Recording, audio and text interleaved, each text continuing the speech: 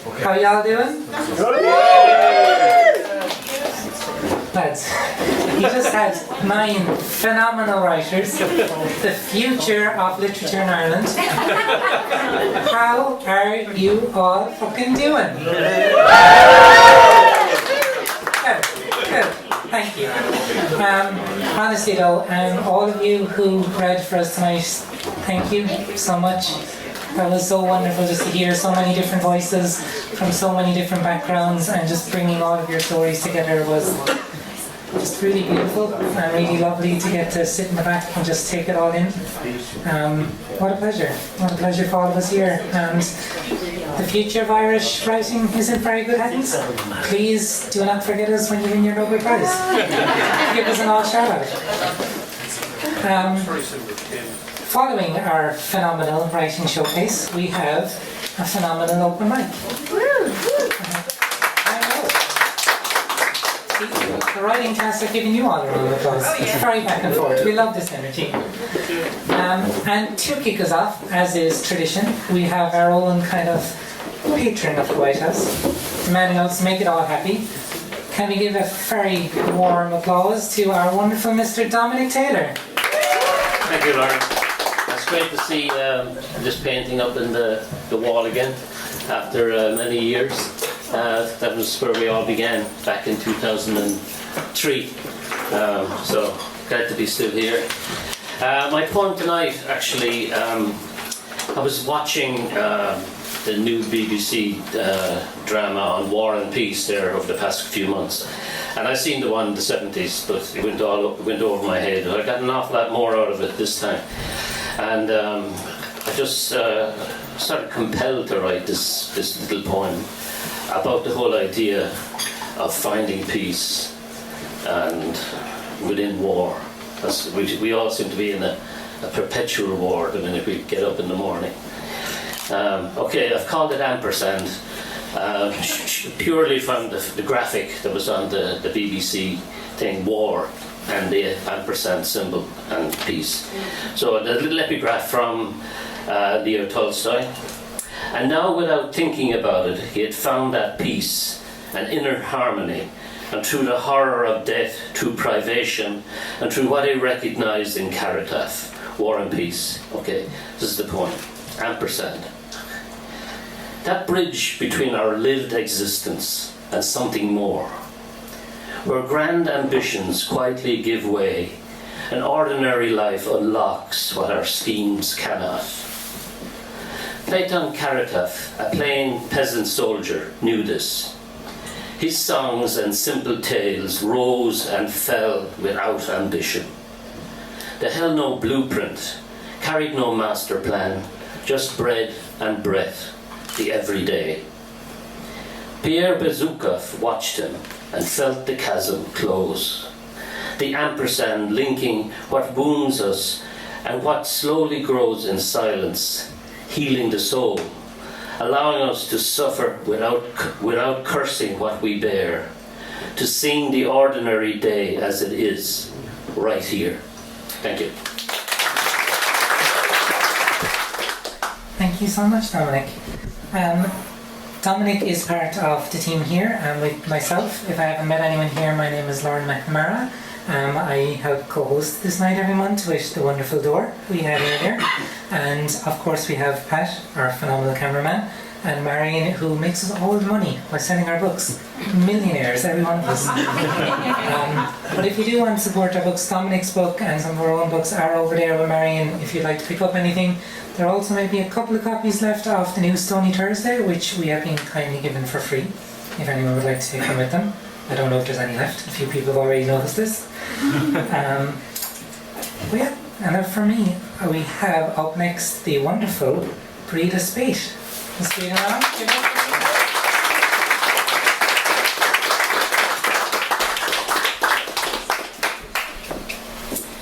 Okay, so as usual, I'm going to ask for a round of applause for the wonderful Lauren and Dor, who create a wonderful atmosphere.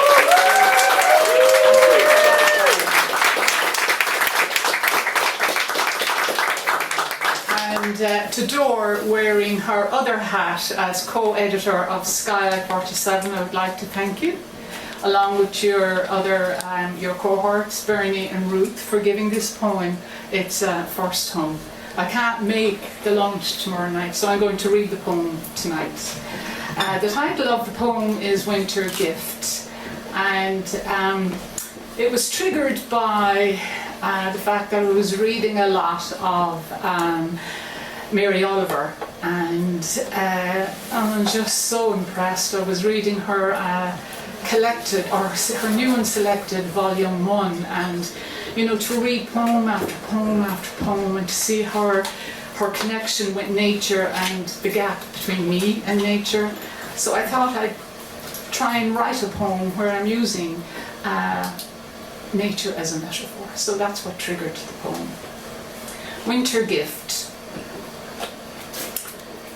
In the screen's glow, I watch the time-lapse year in the life of an oak.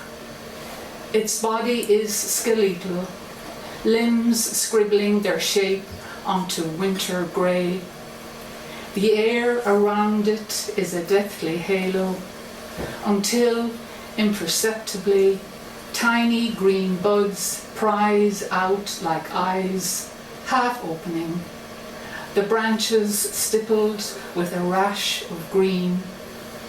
They swell, open, and the tree swells with them like a woman newly pregnant. I came upon a bare tree once, its branches framing a red barn I hadn't noticed before. I recognized that season, the first bend in the road. I lost my teenage years when I lost my young mother. It was like missing a step in the dark. Winter gathered me into its hold, its cold piercing me as I burrowed into books. I wrote to my aunt, as I'd seen my mother do, head bowed over her Belvedere Bond stationery, tea steaming beside her, a spoon quiet in the cup. My letters carried no news, the hand moving anyway, absence widening between the lines. I wrote words, not for what they said, but the movement, the pen lifting and looping into the rhythm of syllables, as if language had bones. It was like walking a worn path at dusk, not to arrive anywhere, but because the air turns kinder when our body is in motion. Each spent pen stroke a gesture, the one that finds us when nothing else will. Thank you so much, Breda. Phenomenal as always. And always very supportive, I think, which is wonderful. And I think the whole, I suppose, as Breda said, the whole thing myself and Dora want to try and have the White House be is a place for writers to come and meet each other and grow and listen to each other. And I'm so happy that our new upcoming writers have joined us here today. And I suppose just again, introduce yourselves or reintroduce yourselves to your community in Limerick. And please feel free to come back again. You're welcome anytime. And on that note, we also got a little note just to pass along from the GAF. I know many of you know the GAF, the Arts Organisation in Limerick. For anyone interested, on the 21st of May, the Thursday at 6 o'clock, they're kind of just having a Limerick artist writers meetup. So anyone who wants to come along, meet new writers, meet new artists in Limerick, make some connections. And I think there is nothing more wonderful than getting to create and reflect on each other's work and process and make things together. So please feel free to pop along. Everyone is welcome. Speaking of creating wonderful things, up next, please give it up for the wonderful Mr. Edward O'Dwyer.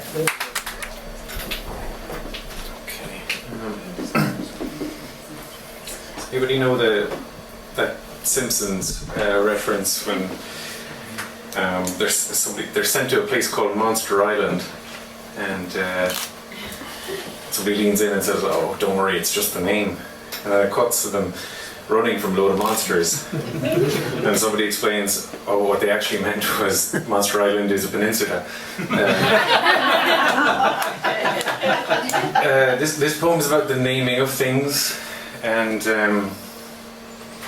there's a prison in Dublin called Wheatfield Prison.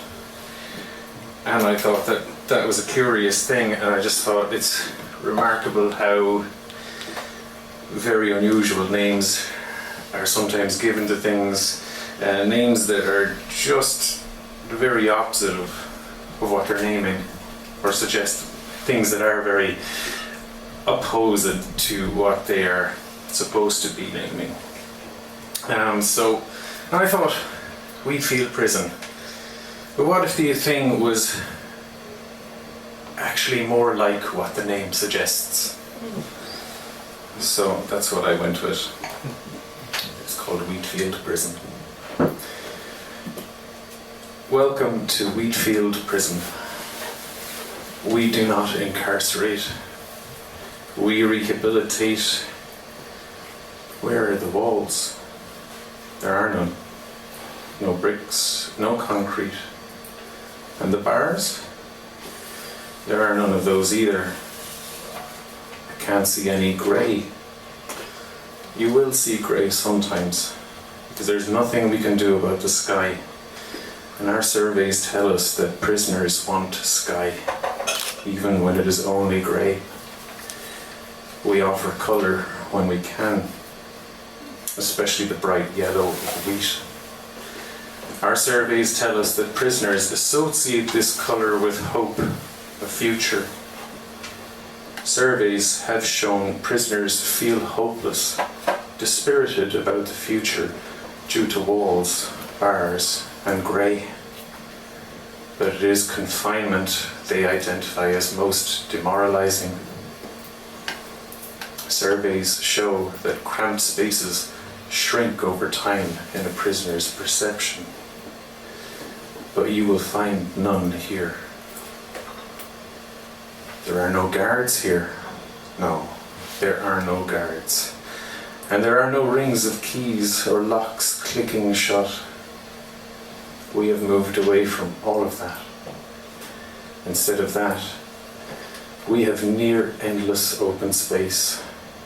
Instead of concrete, there is wheat, and the wind moving across it, making its soothing refrain. But anybody can easily escape. We don't use the word escape. Fine, then anyone can just leave. It seems that way, but no. In every direction, you will find that the wheat goes on and on, almost forever. It will end eventually, but by the time it does, your sentence, whatever it may be, is elapsed. Your rehabilitation will be complete. You will be ready to rejoin society, your debts fully paid, and a future there to greet you. Welcome to Wheatfield Prison.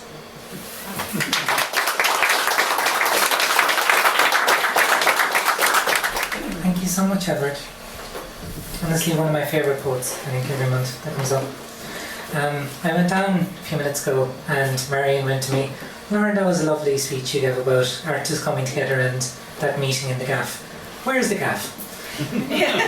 That's a very good question. For anyone who doesn't know, the gaff is on Lord Edward Street in Limerick City. So if you Google the gaff, so literally the GAFF, it's a lovely little art space and theatre. So you can go along there on the 21st of May. Someone I know is here. John, would you like to take the mic next? So this is one of my 1690 poems. It's called Fishna Eilish Lizzie's Visions. It's about a fictional character that falls in love with Patrick Sarsfield during the siege of Limerick, and she's married to a foot soldier in the army. So it's Lizzie's visions are her dreams, and it's stream of consciousness, so we'll see how it goes. Fishna Irish, Lizzie's Visions. Erin Cruckshin, I'm sure Imbog, on that hill in that spring, on Cahar Heath Foy, Juv le Datach, the smoky city below us. Before I met him, but who? Who didn't I meet? I can't see through this fog of war. Soldiers on the bridge, a tank, a Rolls-Royce armoured car, sunlight on the Shannon, Bandia E. Fame, herself a godwoman, and Galtimore, that purple wall. This is the border of my world entire. Ithe Shaw, my Hjorn. August my Wam, my mother, if you could call her that, loose-toothed and forever tipsy, always mouthing to hear a cabaracht, chasing on Peshta, the river monster, out along the boardwalk between discarded cans of Linden Village and a half-eaten snack box. Oh, she was raucous, irreverent, a cold clay pipe in her gob, learning me to curse in 3 tongues, Mountain Irish, Town English, Church Latin, turning prayers in on themselves so that they snap like kindling or an arm broken by a cornered rock. Mawalach hurts, Mawalach there, how I curse him, Patrick Sarsfield. I kiss his full lips and feel his frame close about me. That Burke woman is no match. But how I drown in the scent of him, horseman, gossamer, and the strength in his legs as he leaps onto his horse in the stone. But I break off the kiss, it is not right. But what is this now? Cannon smoke clears before the rain, Riven Arring. I stand at the door of our Bohan. We are young and not dreaming of wars. My arms folded with understated pride. A child cries for milk. Machala, Machala, echo, echo. Now my man is on the walls. Humpty Dumpty sat on the wall. Mawalach der Valley Limni.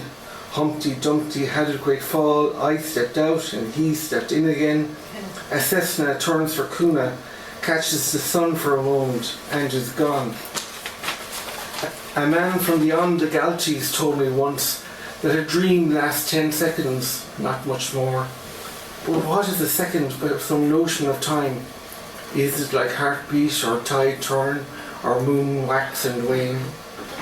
Remembered the Galtimore, Cricklewood, 1963, the year they shot Kennedy, but I didn't care a jot. New money in my back pocket, and the women of London, thousands of them. Yara, you could write a book about my dreams, but sure, who would read it? Who are you now? Then the last word, always just before waking, that doesn't make much sense to me at all. Derry walls, Limerick walls, peace walls with razor line wire, walls dividing my Ross from Cardavan, walls of silence, walls of grief. What to do with all these damned walls? Then Ronald Reagan, some actor who always knew a good line. Mr. Gorbachev, tear down this wall. Thank you.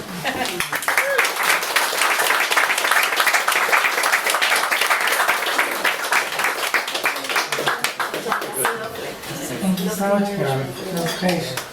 I love the idea of Mountain Irish, Street English, and Church Latin. Yeah, brilliant. A great concept. From one of our best regulars to one of our other best regulars, can we please give it up for the wonderful, alliterative Martin Murphy? Give it up for Martin. This month, for a change, I've actually tried to write a proper poem. It's in the form of a Shakespearean sonnet. I was reading something the other day and I thought, I'll give that a go. So I made an attempt and let's see how it works. From where I came, I ruefully regret. The family left behind me I miss.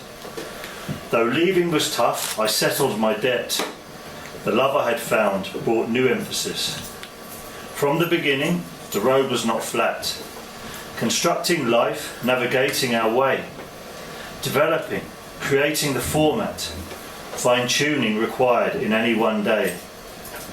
Could I return to how it was before? A life with no responsibilities. No one ever came knocking on my door. trapped in a cell with my own liberty. For love over loss did my heart contend. My sacrifice now pays me dividends. Thank you so much, Martin. As Edward pointed out at the start of your introduction, a proper poem from Martin Murphy. I love the introduction. Emily, I must thank you again for bringing the students tonight, partially because they're wonderful, and partially because tomorrow night I have to entertain 60 students as MC of a table quiz for Erasmus, so this is my practice run. So if you have any tips, guys, let me know. But up next, from our wonderful current students from the MA, we have a couple of past students. Can everyone please give it up for Emmy?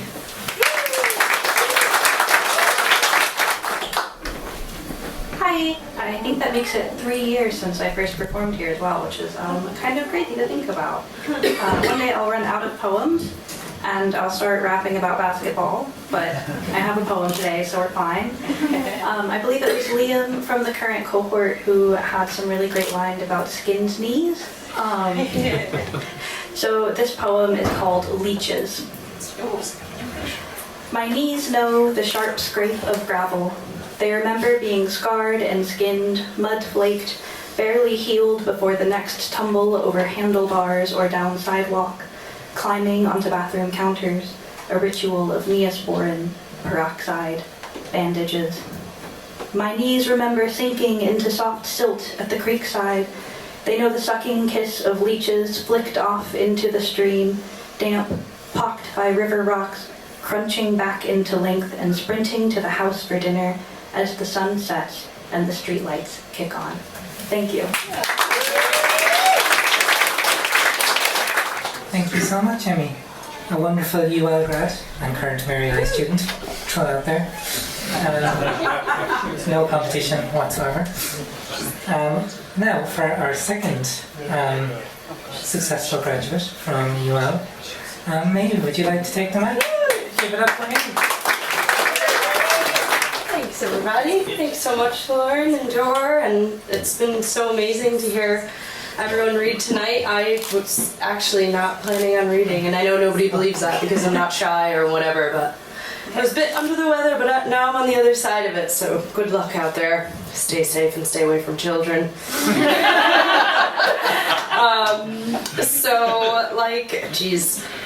The last time I read here was when I was working on some haikus, because haikus are really soothing. So I just want to read them again. I kind of worked on them a little bit since then. So it's for my friends. This first haiku is for my friend's grand-uncle. They showed him the sea for the first time at 80. What a waste of land. Nice Irish haiku there. This one, and then I just, yeah. Some more internal ones, I suppose. This one goes, serotonin spill. The seashore sends her speechless. Heart pumps stardust. And just a few more. Just let them wash over you as haikus do. Yeah. Indulgent art forms. Slowly mending a sweater. Continents of clothes. But yeah, I write a lot of dystopian stuff. It just shows up, doesn't it? Just a few more, thanks so much. Opaque parables. Can't read a clock, just tick-tock. Felt time once, then gone. And lastly, to end on a really high note, the surveyors knew that we would need to leave soon. Nothing we could do. All right. Thanks, guys. Thank you so much, Maeve. Maeve did tell me at the start of the night that she was under the weather, and then she came up and said she was feeling better. Guys, y'all's poetry cured Maeve. Good job. Poetry, fairy healing, beautiful. can we get Anne-Marie up next? Woo! You're up, Anne-Marie. Hello. These are just a couple of very small sonnets, and they're memories of my teenage years from a very, very special friend of the family. So one is kind of joyful and one is tragic. 2 sonnets for Stephen.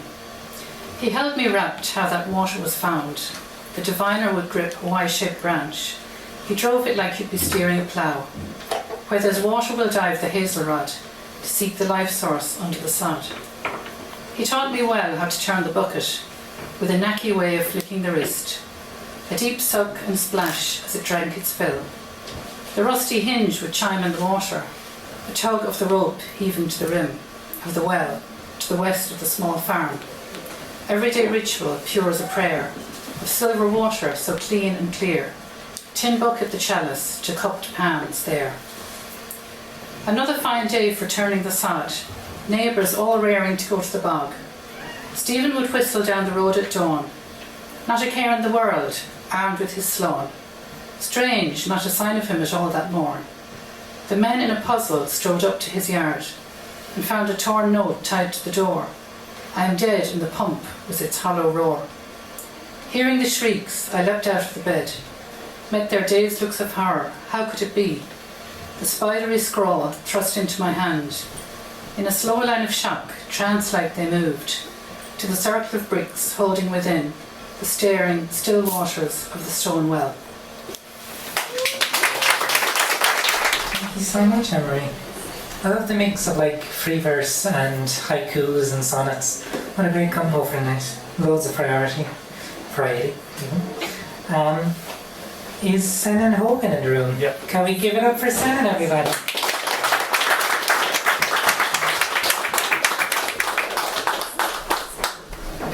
Thanks, Lauren. This is called Going Down for Milking. Up with the early sun that May morning, and all the farm was alive. His favourite month, he always said, the smiling man with a hat. He took a hurley from behind the back door to walk the big hill, and all along the boreen he whistled tunes from dance halls long ago. Soon he was at the gate and he swung it wide.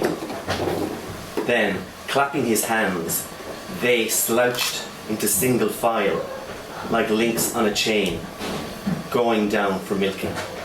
That's it. Thank you. That was lovely, Senan. Thank you so much. I love the imagery. The elephant. I know a lot of old guys walking around the hurleys. Some of them you should avoid, some of them are fine. Earlier on, while I was thanking our wonderful team, I did forget one of our most important people, who is our microphone maestro. She kind of almost blends into the side, you won't notice her, but between everybody coming up and down the mic, if you've all been up already, you will find the mic is perfectly at your level. And it's not magic, it is actually Sunny. Can we give it up for Sunny, everybody?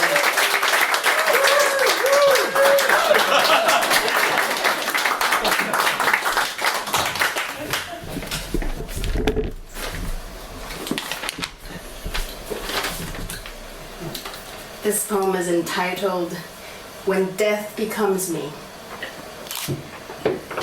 Every living being ends up dead. I've seen plenty of dirty looks, quiet squirms people try to hide. Wouldn't life be easier without this taboo? Autistic veracity I cannot switch off. Efficiency dictates my every choice. Processing of my remains must be effectively prudent, no waste at all. Definitely no embalming. I never care to look pretty, so don't dress me up or plaster my face. No one I want to impress anymore, I'm dead. The fuel to burn me to ash, same as 2 tanks of petrol. 6 million breaths of carbon pumped out in 1 hour. A box in the dirt takes up land longer than any of us will ever live. Come see me when I'm still breathing. No need for a grave to visit. Put me back into the food chain. Chop me up, feed me to the animals. Wait, let me choose who to feed. Sharks, wolves, or lions? Leopards, cheetahs, hyenas? Oh yes, feed me to the polar bears. Imagine a new profession for a butcher. Imagine remains scattering Norwegian cruise or safari farewell tour. Celebrate my existence, see me off to my next journey. I work hard to keep this body organic, free of prescription drugs. Please remember to take a selfie, smile, give a thumb up, rejoice with the legendary background of me in pieces being devoured.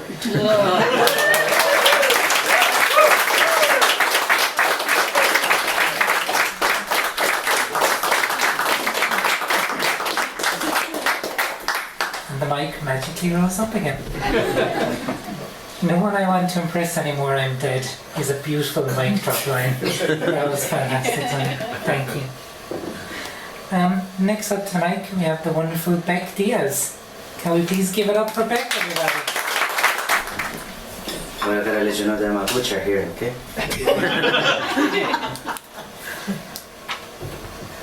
A man watches the forest. A man watches the forest. He watches the rolling logs, the walking plants, the monochrome rainbows. He wants to hear. He wants to see. He longs to look, that man. And he thinks of the earth, of the layers beneath the ground, of the memory held in the bark. The man becomes a tree.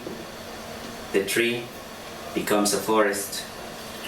Birds nest within its branches. The forest sees life. Young grow and take flight. The forest hears only the flutter of wings in decrescendo.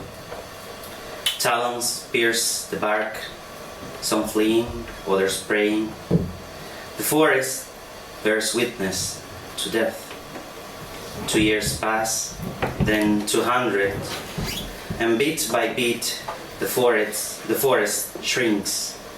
One day it is a tree again, and this tree becomes a man once more. Another day, the man withers. The man falls to the ground, but the forest doesn't hear him fall. Thank you. Can we please give it up for Beck the Butcher Diaz? Round of applause. Thank you so much, Beck. Wonderful as always. Do we have PJ Delaney in the house? Yep. Please, can we give a round of applause to PJ? PJ has a little walk. Hello. I had a choice between two poems. One was 80 Years, and the other one was a poem called Crabapple Jelly. But I'm aware that Limerick is a maritime city, and there could be a confusion when I was referring to crabs with small crustaceans that are used to make crab paste, which is beautiful in sandwiches and also for a baste. If you buy it in Tesco's, don't buy it in the chemist. It's a different product that makes terrible sandwiches. This is current affairs. It's a poem called 80 Years. It's been 80 years since the Nazis capitulated and all of the death camps finally liberated. 6 million people murdered and liquidated, most of them Jewish, in Europe annihilated. We didn't know the all indicated, but they'd all been told by the non-obliviated.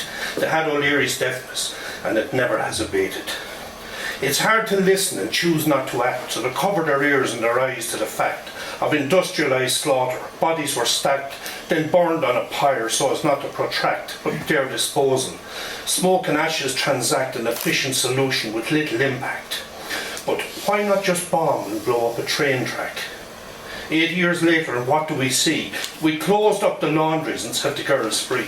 Shone a light on the church, but who could foresee the congregations departing, a freed laity? We got television, we got RTE, we got the tribunals, but they weren't free. But they told us the truth at a cost, finally. We won the Eurovision and had them away. We'd no problem winning, but we just couldn't pay. So Montrose picked the songs. We have a winner, but it wasn't our day. The acts took the hits, but the judges could stay, because after all, it's their payday.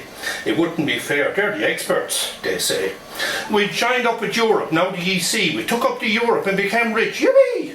We got free education, up to a degree, and foreign investment, and we all drank Chablis from our golden slippers, apparently. Then the Tiger got ill, got the Trots and VD, and we all got booked by Anglo and the IFSC. But the Irish bounced back, we're like that, we're strong. We've recovered, we've forgotten, we've survived all along. We do what we're told and they say we belong with the great and the powerful, and how could they be wrong? We're told what to think.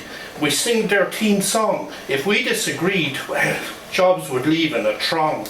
No foreign investment would be left holding our schlong. Now our indebted children have no places to live, but mistakes were made and we all should forgive the leaders we had, who our debt will outlive. Forget the tribunals, no need to relive what we've learned, could lead others to misgive. Forget what they promised, keep your minds like a sieve. The promises are true now, like before. The banks just need us to give. Don't believe what you see, believe what we say. The children they're killing, well, they're far away. And it's complicated, and we must obey those using our airspace, their bombs to convey. We voice our concerns, but we also pray for their immortal souls. But we can't cause a fray, we're just a small country. And the guidelines are grey. We can't search some planes. Well, it's all done on trust. Sure, why would they lie? The record's robust. As long as we don't ask, we must readjust our perspectives, our morals and our disgust. We voice our concerns. It's in private disgust. I hope it never in public. Oh, they'd be nonplussed. Like children in Gaza, they might just combust. 8 years on from the Nazi regime, we've learned our mistakes, or so it would seem. There's no secret work camps, no gas chambers, no grand scheme to wipe out millions of people, all European.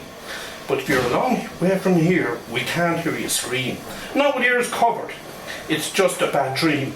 And it won't last forever, they'll change the regime. A two-state solution, did that survive? With no more fanatics upon either side. No turning a blind eye, at least give us pride. For a small island, one with a divide, that once held a high ground, or at least tried, to stand as a nation and not be denied, to stand as a country and not just to hide. But what do I know? I'm just a prick, trying to make people ponder the cost of realpolitik. When our politicians all seem to be non-stick, stop being complicit, give them a kick. Don't be fobbed off because they all think we're thick. We'll pay a price, but we will fight the slick. Soundbites they offer, buying times, just don't stick. The Good Friday Agreement brought us all some peace. The Queen came over speaking Irish to Macalise. A sign of change, well planned, not caprice. A long time coming, said all the BBCs. And in Cork the Queen turned left and slipped the police. Great times indeed, never to cease. Then along came Francis Black's bill, shelved, just so we can please. 80 years on from a hidden genocide that people denied, to one shown proudly where 70,000 had died. Things have changed, all right. We're now terrified to speak out, even whimper. We've sold our souls or tried to simply ignore those that died. We can't, not our problem. Complicit, complicated, contrived. We're just a small nation that once had some pride. Thank you. Thank you, PJ. I hope you'll all join us again next month for PJ's full rendition of the crabapple jelly. We'll be waiting. Thanks so much, PJ. Up next, from the front row, can we please give it up for Charlie? Hey.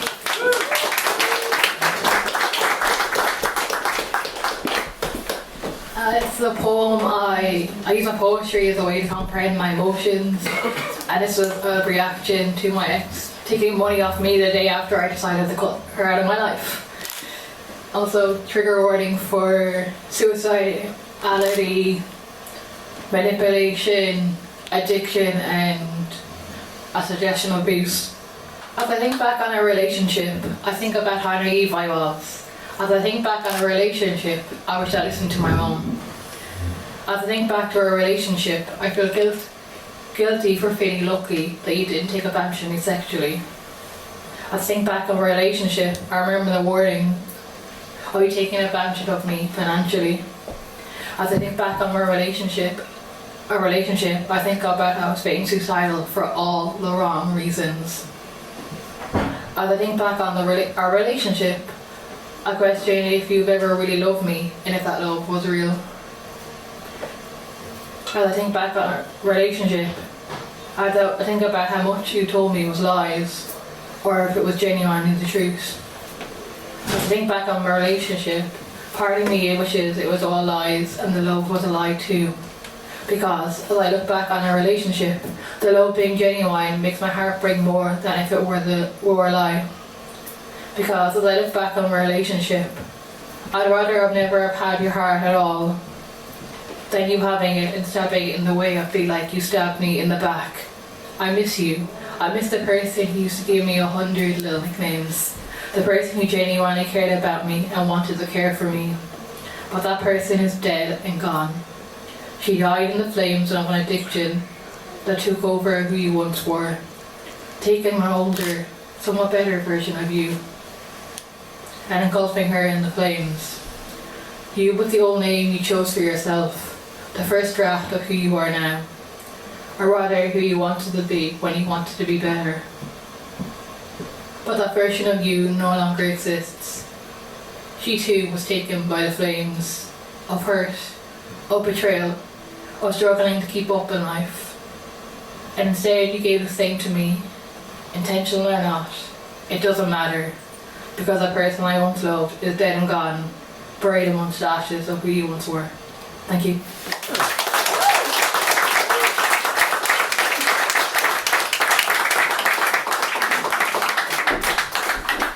So much, Charlie. I kind of love that about poetry, that there's so many different things we can take from it, like processing to reflecting on the state of the world to talking about panda sexuality, everything in between.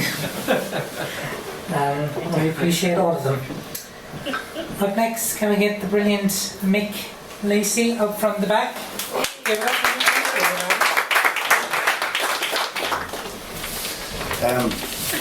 If you ever go to Galway,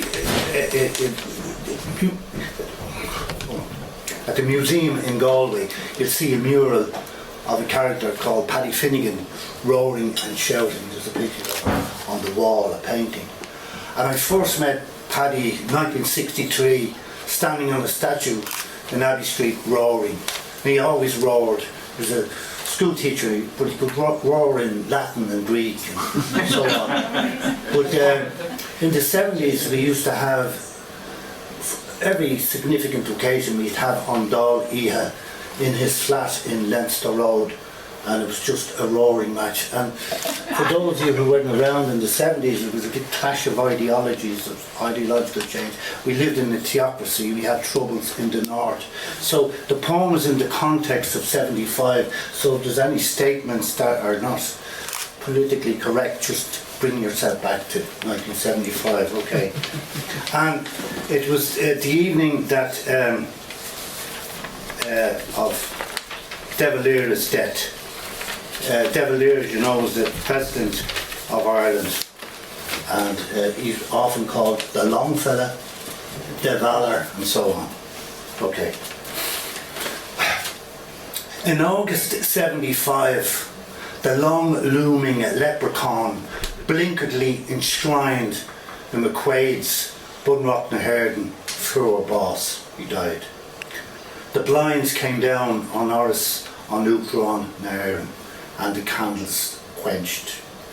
At Dáil Ihe, Finnegan celebrated and had a wake. A half a bottle of Jameson, entrance fee, all poured into a cauldron of water kept tepidly simmering on a gas ring that disguised the smell of stale urine and decaying sardines. Finnegan loved sardines in the bedsit on the Leinster Road. On Grafton Street, while driving there from MacDade's pub in Dyler's battered Volkswagen, we collided into the rear of a brand new motor car of sorts. Protective plastic still on the seats with British Reg containing 3 or 4 persons. Move on, yells English bastards, Finnegan roared as he exited animatedly from the Volkswagen. We're the IRA. Yo, what? Replied the driver in a strong Belfast accent as the burly male occupants rapidly emptied out onto the street. We quickly settled on payment of £100, paid in the form of a cheque by Dyler's wife, who came in from Rathmines in a taxi, still dressed in her pink nightdress, and insisted on driving to Dalhousie, having never driven before, with her husband holding the rearview mirror that was broken in the crash in front of her. At Dalhousie, all rode raucously in complimentary and asymmetrical fashion, none listening only to oneself, Greek drama, cathartic-like. The room, however, silent when Finnegan, statesman-like, addressed the assembly in Latin. Quod homines tot setentiata sus clici mos, he roared. There are as many opinions as there are people. Each has his own view, translated Dyler. I'll drink to that, responded the masses, and a quickie to boot. Now a requiem for Eddie the Far Fodder. May the Valar rest in Valhalla, Bannistrand, Trona, Piana, Bailna, Blah, the mouth of flowers, or buttermilk with the laughing boy, or Kilmaine and Wall, the magazine wall. And Park on Inishka rises ashes from the Phoenix, the GPO or Mountjoy. I didn't throw Ebo without 30 day, the spoiled Jesuit Billy Cullen, now a Cardigan communist, solemnly uttered. A damn qualitative juventude the maim. Adam killed the pussycat and you can do the same. The masses responded, all failed altar boys or priests of the 50s or 60s. Oratory Fratris wrote Finnegan and fuck the big grudgers. Faith of our fathers, holy faith, we will be true to thee till death. This country belongs, this country belongs, this country belongs to you, sang O'Brien the Nazi. The workers' flag is crimson and red, stained with the word the workers fled. Your blood is like water. I'm a Catholic non-practicing homosexual, wrote Professor John Jordan. You're a homosexual non-practicing Catholic, responded another. I'm a homosexual poet, wrote Finnegan, standing on a chair. Sit down, you bollocks, you're neither, Paddy O'Brien replied loudly, as the wake progressed or regressed as such till the early hours. At 6 o'clock the following morning, a forlorn fear arose among the cigarette butts and ashes of the drunken fallen, and slowly adorned himself in his official uniform, and sickly but bravely made his way with that resilient stern look of one facing execution to the Donnybrook CIE depot, where he was a conductor on the number 13 bus going from Beechwood Avenue in Ranelagh to the zoo in the Phoenix Park. A sight to behold. Finnegan the Bold, sing up ye Zoorskeps, still ringing in his ears as he buckled up his ticket machine and money bag. Thank you.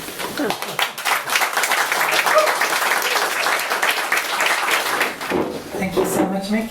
I think a good mix of Mountain Irish, Street English and Church Latin in that one. Definitely. Up next, again, not too far to walk, can we please give it up for the wonderful Sal Malik? Give it up for Sal, everybody. Hi, good evening. Evening. Good evening. Hello.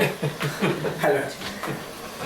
Today, my poem called is The River. I describe my poem,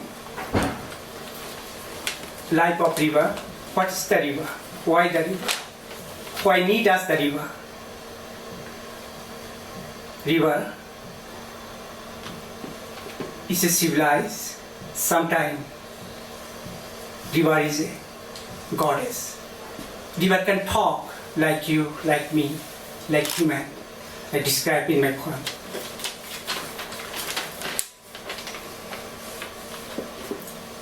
the river follows. Waters of the river telling me, will you be explore with me? Then I will show you many fishing villages and many hungry people. Everyone lives in my basin. I am a river. I love them from origin for a long time. I am the earth, I am the river. I dipped towards to the sea. If you love me like a nature, I will give you a full moon, a glorious solitude. The sound of waterfall, it come down from the mountain. If you love me more, I will give you an open sky, countless stars, clean air, sailboat, and more soil. I am the river. I have a butterfly. I have much more. A divine glow in my heart. Thank you. Wonderful as always. Thank you so much for sharing. Not too many left. Tonight is flying by. But we've plenty quality before we get there. Can we give a huge round of applause to Caught up next, please? Give it up for Caught.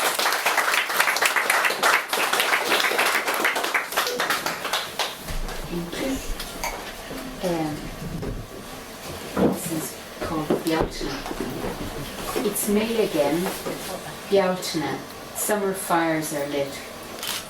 We remember ancient pagan circles of stone. It's time to bloom again with yellow flowers to ancient gods, protecting our thresholds and fields. We share food and sup with the other crowd, the she, to save our luck for the coming year. Bloom again. Good luck. Thank you so much, Caught, for a lovely, timely piece. And I think Caught was given the finishing touches just before she came up, which I think is the proper rock star poetry life. Ronnie says you're on stage. Can we please give a very warm welcome to Anna Kate Rose? Give it up for Anna. Bear with me. This poem needs a lot of editing, so we'll see how it goes. Thank you. It's called The Sad, Sad Fate of the Fiction Writer. The fiction writer met her sad, sad fate when she fell in love, when she found a tale she could not control. No amount of plotting, research, character building, beta reading could have prepared her for what she would encounter. Had she been looking for a love interest, she would not have found him. Like most things, her feelings appeared out of the blue. He'd been there before, but then he was there. And no matter how hard she tried, there was no avoiding the way she felt when their eyes met. She could list most encounters they'd had since meeting for the first time, but she'd find herself unable to pinpoint the one that turned her world upside down. Of course she knew when the floodgates opened, but what she couldn't tell was how much denial had been before. Pity the fiction writer, for she is stuck. The fiction writer has been writing horror. She couldn't control herself. Her brain is listing all the ways this tale can end badly. I think she knows this will give her some sense of control. But she knows, oh how she knows. She knows that every time she was sure that whatever it was, her happiness or her demise, the person to bring it was behind those blue eyes.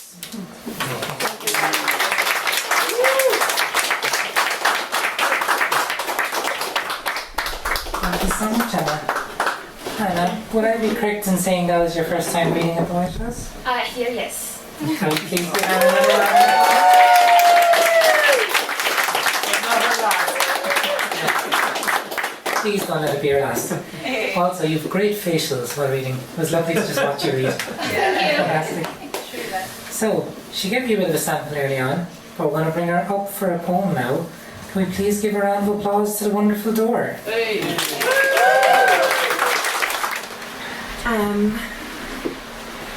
So I haven't read this poem in it's several years. I wrote it my first year of really writing and workshop. So it's an old poem. But I'm going back to old poems now that the book is out and I'm done reading from the book. It's called Song for David. The prompt for this was to write an anti-song.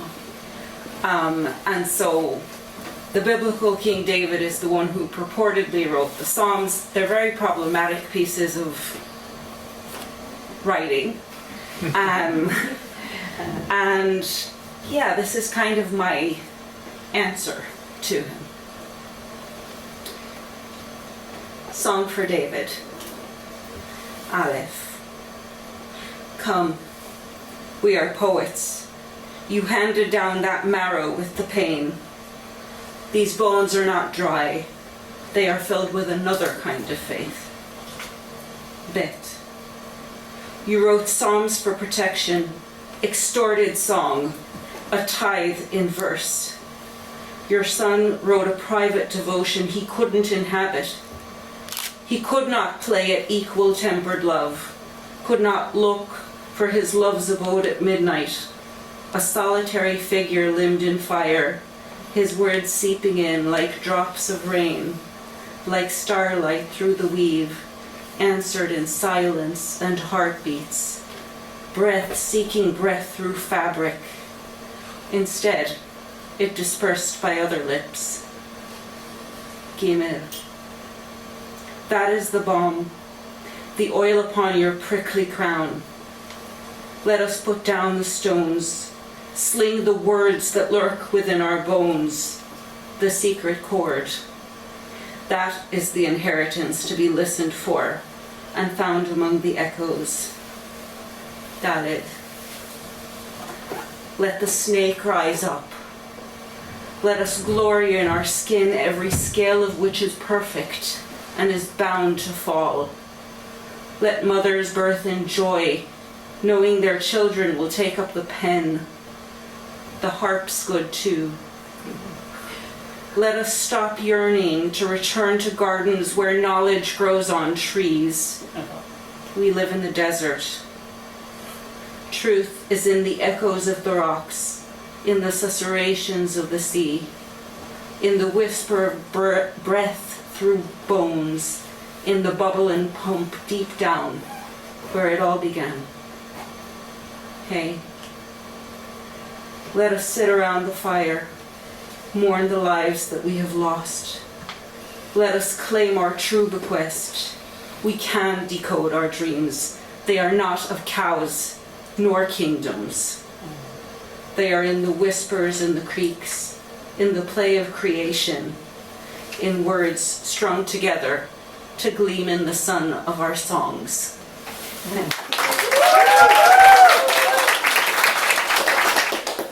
Thank you so much, Dora. Dora only promised to go on if she wouldn't be the last reader. So to finish us off for the night, I'm going to do a very short little poem for you all.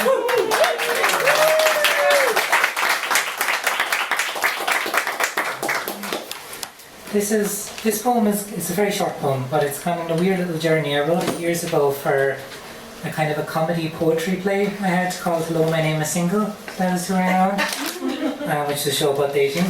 And it also ended up in one of the Stony Thursday books, and through that ended up, I do not know how, in an art exhibition in New Brunswick in Canada. And recently it got included in an album of poetry called 1 Minute Poems, which the title is a hint, we won't be here too much longer. This poem is called Road Frontage. Do you have road frontage? Asks Mary. First question she asks me on the date. I say, actually, I'm not a farmer. This seems to faze her. Have you no land then? Says she, looking like she's about to leave. No, but my dad's got a business, says me, that I work at part-time, you see. Selling what? Says she, accusatorily. Hardware, says me. Where? Says she. In the country, says me. Any siblings? Says she. I'm the eldest, says me. She. eyes burrowing into me intensely. "We sell animal feed too," says me desperately. "That'll do," says she.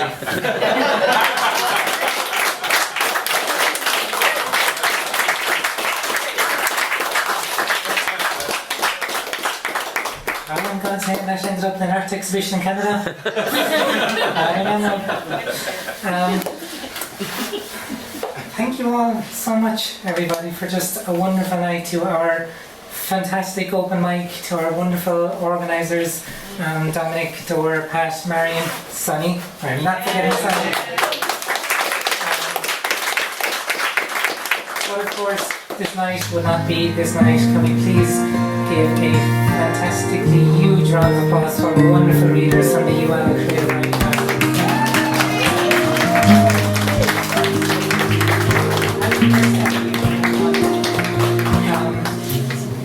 Guys from the Masters, please do. You're welcome back anytime. We would love to have you. To everybody here, this is always one of my favourite nights of the month. Can't wait to see you next month. Safe home, take care, and have a great night. Thank you so much.